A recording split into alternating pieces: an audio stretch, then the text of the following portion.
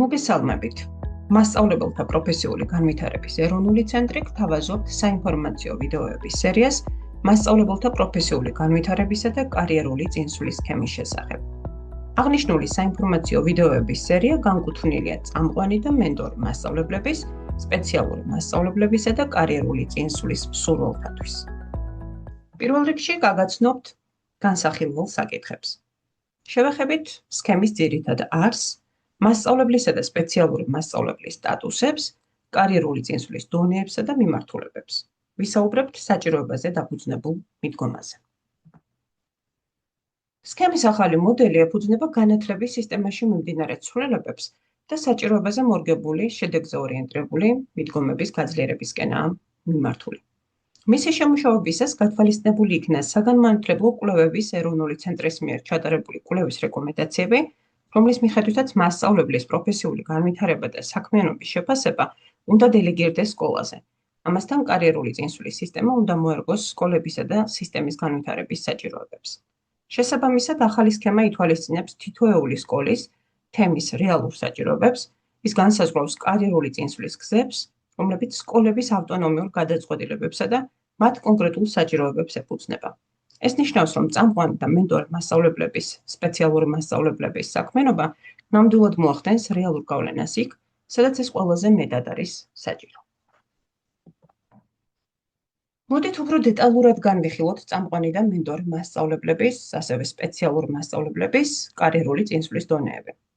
წამყვანი მასწავლებელი, სპეციალური მასწავლებელი ფოკუსირებულია ერთი კონკრეტული სკოლის საჭიროებებზე. მისი საქმიანობა მიმართულია ამ სკოლის შიგნით არსებული გამოწვევების გადაჭრისკენ და ფუნქციის შესრულებაც ერთი კონკრეტული სკოლის დონეზე ხდება. მენტორი მასწავლებლის და სპეციალური მასწავლებლის შემთხვევაში კი საქმიანობის დონე ფართოვდება. ის მოქმედებს მუნიციპალიტეტის, რაიონის მასშტაბით. ფოკუსირებულია რამდენიმე სკოლის საერთო საჭიროებაზე და ფუნქციასაც ერთი კონკრეტული რესურს-ცენტრის დონეზე ასრულებს. ეს ნიშნავს, რომ მენტორი მასწავლებლის გავლენა სცდება ერთი სკოლის საზღვრებს და უფრო ფართო მასშტაბით მოქმედებს. ძალიან მნიშვნელოვანია, რომ გვახსოვდეს ერთი საკვანძო პრინციპი. მასწავლებელი, იქნება ეს საგნის თუ სპეციალური მასწავლებელი, სტატუსით განსაზღვრული ვალდებულების ან კარიერული წინსვლის ფარგლებში კონკრეტულ ფუნქციას ასრულებს მხოლოდ ერთ დონეზე, მხოლოდ ერთი მიმართულებით და მხოლოდ ერთი სკოლისა თუ რესურს-ცენტრის ფარგლებში. სწორედ ეს უზრუნველყოფს სამუშაოს მოცულობის პროპორციულობას. ახლა კი ვნახოთ კარიერული წინსვლის რა მიმართულებებს გვთავაზობს სქემა. თქვენ გაქვთ საშუალება აირჩიოთ ის გზა, რომელიც ყველაზე მეტად შეესაბამება თქვენს ინტერესებსა და გამოცდილებას. პირველი მიმართულებაა სწავლა-სწავლება, რომელიც ფოკუსირებულია სწავლების ხარისხის გაუმჯობესებაზე, ინკლუზიური განათლების მხარდაჭერასა და კოლეგების მეთოდურ დახმარებაზე. მეორე მიმართულებაა მართვა-ადმინისტრირება. აქ შეგიძლიათ ჩაერთოთ სკოლის სტრატეგიული მიზნების შესრულებაში, პროცესების მართვასა თუ სასკოლო პროექტების კოორდინაციაში, რაც თქვენს ლიდერულ თვისებებს გამოავლენს. და მესამე მიმართულებაა საგანმანათლებლო კვლევა, რომელშიც შეძლებთ სასკოლო კვლევების ხელშეწყობას, მონაცემებზე დაფუძნებული გადაწყვეტილებების მიღებასა და კვლევის შედეგების პრაქტიკაში დანერგვას. თითოეული მიმართულება რეალურ გავლენას ახდენს სკოლის განვითარებას. ალბათ საინტერესოა, რის საფუძველზე ყალიბდება ფუნქციები სკოლის დონეზე. ეს არ არის შემთხვევითი ან სუბიექტური გადაწყვეტილება. მთელი პროცესი ითვალისწინებს საჭიროებაზე დაფუძნებულ მიდგომას. პირველ ეტაპზე სკოლა კვლევის გზით ადგენს კონკრეტულ საჭიროებებს. რა სჭირდებათ მოსწავლეებს, მასწავლებლებს, რა გამოწვევების წინაშეა სკოლა. სწორედ აქ ჩანს სკოლის ავტონომიურობაც.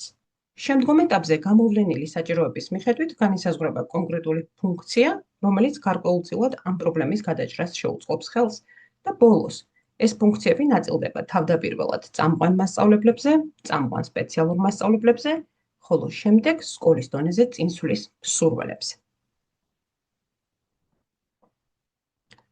როგორ ადგენს სკოლა საჭიროებებს? სკოლებმა ამისთვის უნდა გამოიყენონ კვლევის მრავალფეროვანი ინსტრუმენტები, რათა საჭიროებები ზუსტად დადგინდეს. ეს მოიცავს კითხვარებს, რომლებშიც მონაწილეობენ ადმინისტრაცია, მასწავლებლები, მოსწავლეები, მშობლები, კანონიერი წარმომადგენლები. სწორედ აღნიშნულის უზრუნველსაყოფად, ცენტრმა შეიმუშავა საჭიროებების კითხვარი, რომელიც განთავსებულია ციფრულ პლატფორმაზე და სკოლებს ერთ-ერთ პრაქტიკულ ინსტრუმენტად შესთავაზა. თუმცა გარდა ამ მეთოდით მიღებული ინფორმაციისა, რასაკვირველია, სკოლამ უნდა გაანალიზოს სხვადასხვა გზით მოპოვებული მონაცემები. იქნება ეს ინტერვიუები, დაკვირვებისა თუ ფოკუს ჯგუფის შედეგები, სასკოლო დოკუმენტაციის ანალიზი თუ სხვადასხვა გზით მიღებული ინფორმაცია. სწორედ ასეთი კომპლექსური მიდგომა უზრუნველყოფს, რომ გამოვლენილი საჭიროებები იყოს რეალური, კვლევის შედეგებით დადასტურებული, რათა წამყვანი და მენტორი მასწავლებლების, სპეციალური მასწავლებლების მიერ შესასრულებელი ფუნქციები ნამდვილად პასუხობდეს სკოლის განვითარების მნიშვნელოვან გამოწვევებს. მუნიციპალიტეტის დონეზე საჭიროებას დაფუძნებული მიდგომა ოდნავ განსხვავებულად, მაგრამ ასევე თანმიმდევრულად მუშაობს. აქაც პირველ რიგში რესურს ცენტრი აანალიზებს მის სამოქმედო ტერიტორიაზე არსებული სკოლების საჭიროებებს, აგროვებს ინფორმაციას ამ სკოლებიდან და აკეთებს ერთიან ანალიზს. სწორედ ამ ანალიზის შედეგად გინდება რამდენიმე სკოლისთვის აქტუალური საერთო გამოწვევა. ეს შეიძლება იყოს მსგავსი პრობლემა, რომელიც რამდენიმე სკოლას აწუხებს.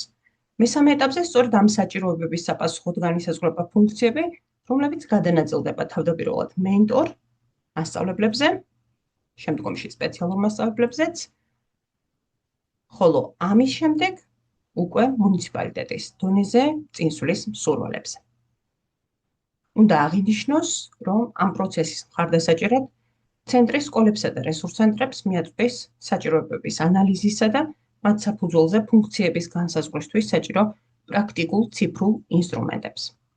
მიმართულებების მიხედვით ფუნქციების კონკრეტული მაგალითების შესახებ კი მომდევნო საინფორმაციო ვიდეოში ვისაუბრებთ.